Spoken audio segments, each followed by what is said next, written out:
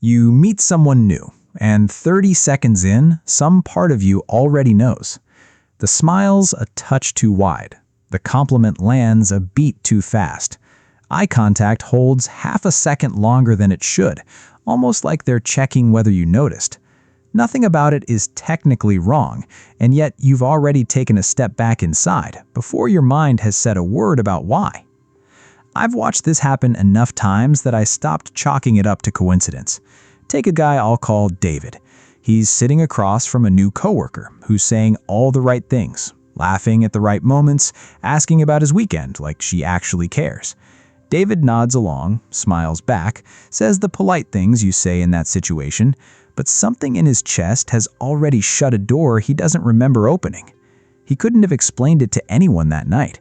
He couldn't really explain it to himself. It wasn't a thought. It wasn't a memory of something she'd actually done. It was a feeling that showed up before reasoning even had a chance to weigh in, already certain, fully formed. I've felt that same quiet alarm plenty of times myself, in rooms that felt too warm, in interviews where everyone smiled a little too easily, on first dates where the compliments came a little too fast, at family dinners where everyone kept insisting things were fine. Some people call this intuition. Others call it trust issues or baggage or being too guarded. Neither label really explains why it fires so consistently and so early, often before there's a single fact on the table. Why does the nervous system reach a verdict before the conscious mind even gets a vote?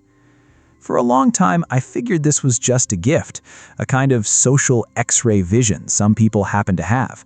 And honestly, a lot of the time, that's exactly what it is.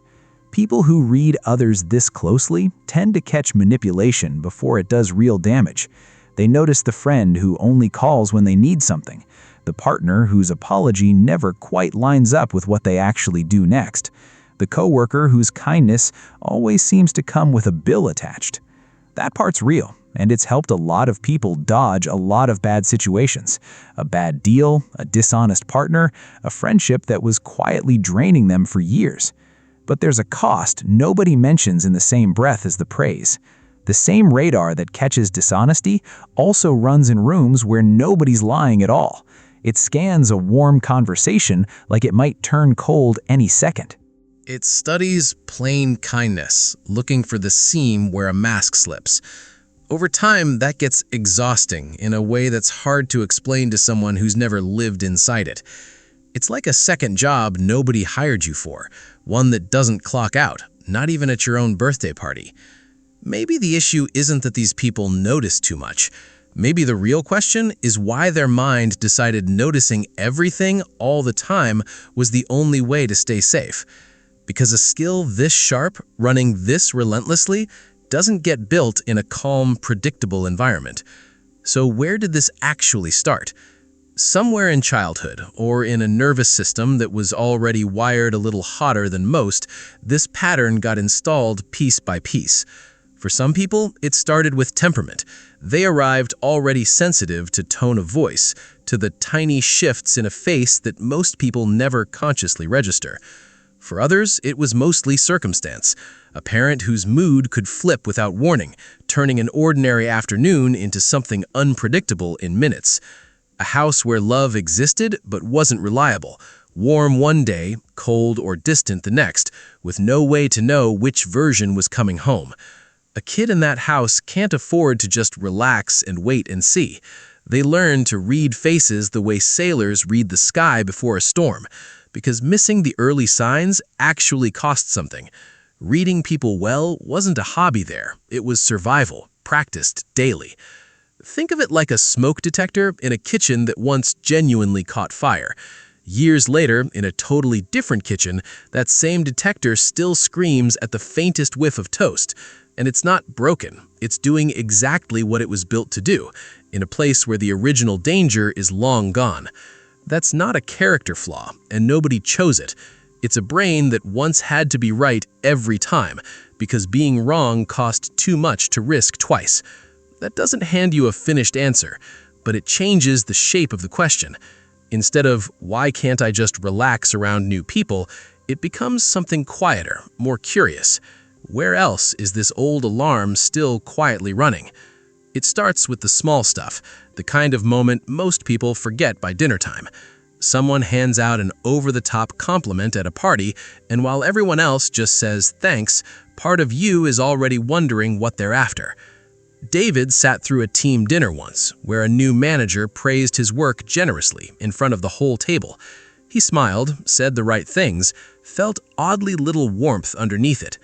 Replaying it that night, he realized the timing was too convenient. The praise landed right before a heavy ask hit his inbox the next morning. His gut had clocked the pattern before his mind had any proof. That's the thing about this instinct. It notices first and explains itself later if it ever bothers explaining itself at all. It shows up in groups too, rooms where everyone else settles into the noise and you just can't. You catch how people's eyes move when they laugh at something that wasn't actually funny. You quietly track who changes their opinion depending on who just walked in. Most people would call that being observant, maybe even a skill worth having.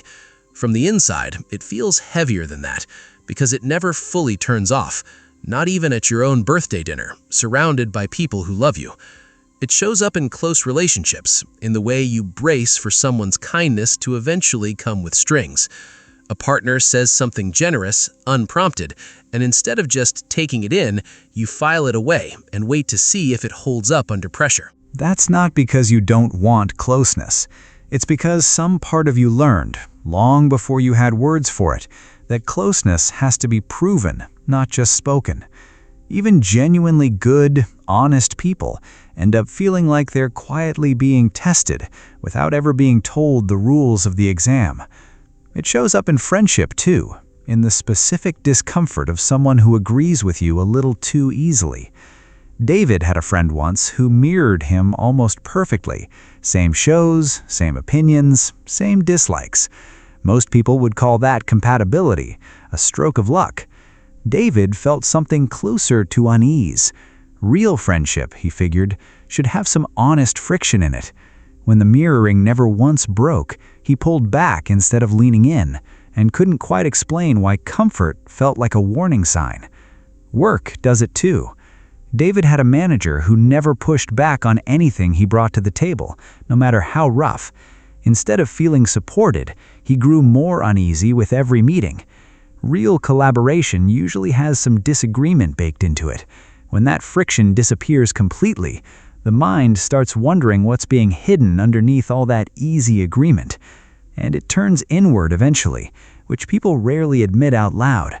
You start distrusting your own warmth, quietly wondering if you're performing niceness the same way you suspect others of performing theirs. The tool built to protect you starts pointing at you too, and that's its own particular kind of tired. None of this looks like much on its own. A raised eyebrow at an unexpected compliment, a pause before trusting a joke, a guarded silence after real intimacy. But these moments don't stay isolated.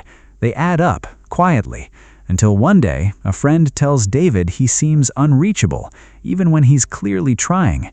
He doesn't know how to explain that trying, for him, already took real nerve. Over years, these small moments start linking up into something bigger. A loop forms, and it slowly reshapes a whole life from the inside. The mind notices something slightly off, tightens a little. Next time it tightens a bit more, because being wrong about caution once is a lot safer than being wrong about openness once. Every time the radar turns out to be right, it reinforces the idea that constant vigilance is the only safe way to move through the world. The brain adapts the way a muscle adapts to constant tension, until relaxing stops feeling like relief and starts feeling like a risk. There's no single dramatic turning point. Life just quietly narrows. Fewer new friendships get a real chance because new people haven't been tested and cleared yet. Fewer risks get taken in love because vulnerability starts to look like a door left open overnight. Looking back, David noticed his circle of close friends had shrunk over the last decade, not because people left, but because he'd stopped letting new ones in past a certain distance. Even celebrations start to feel quieter, because joy starts looking like something that could be taken away the second you actually trust it. Nobody says this part out loud much.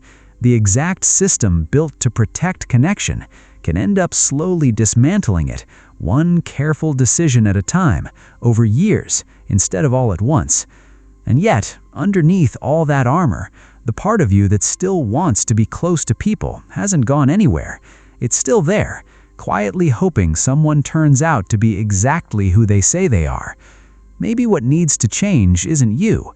Maybe it's how your brain has been trying, in its clumsy way, to keep you safe.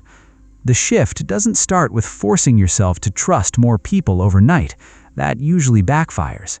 It starts smaller, with a quieter realization. Discernment and suspicion aren't the same thing, even though they can feel identical from the inside. Discernment notices the details and stays open to more information. Suspicion notices the same details and closes the case immediately. No appeal. The goal isn't to switch off a radar that took years to build. It's kept you safe more than once.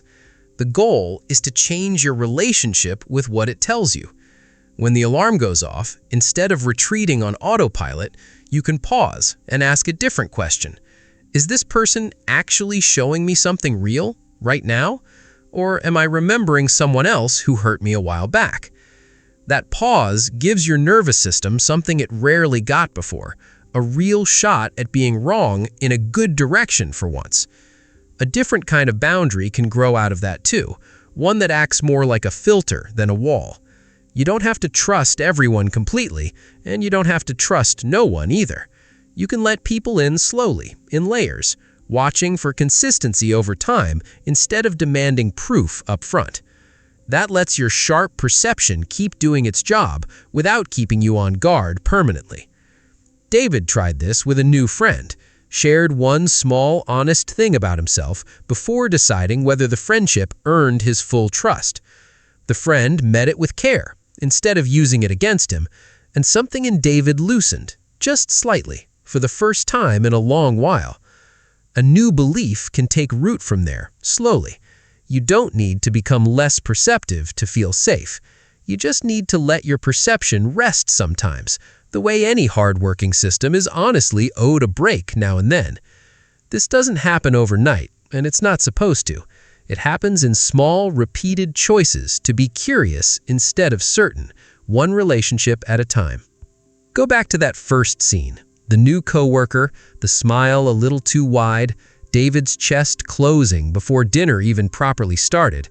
If that same moment happened today, after everything we've walked through, it probably wouldn't look like fear anymore. It would look more like information, one data point among many, something to watch rather than something to run from. The same sharp eyes that once felt like a burden start to look, slowly, more like wisdom, hard-earned in rooms that weren't always safe for a kid to be in. That smoke detector is still bolted to the kitchen wall, and it probably always will be. But now you know its history. You know it can be recalibrated, not silenced. You're not broken for noticing things other people miss. You were built by circumstance, by nature, or some mix of both to survive rooms that demanded more attention than most people ever had to give. And maybe, for the first time, you can look at that instinct a little differently. Not as an old wound to hide, but as proof of how carefully you once learned to protect the parts of yourself that mattered. The vigilance that once felt like a cage can slowly turn into something you carry, instead of something that carries you. I'm genuinely curious how this showed up in your life. Did you see yourself in David's story, or in your own version of that opening scene? If there's a moment you first realized you could read a whole room before anyone said a word, tell me about it in the comments. It might be exactly what someone else needs to read today. Someone who's been calling this pattern a flaw instead of understanding it as part of their history. If any of this landed, there's another video waiting for you next about why some people struggle to accept genuine kindness even when they know, logically, that it's real. Think of it as the next layer of this same conversation.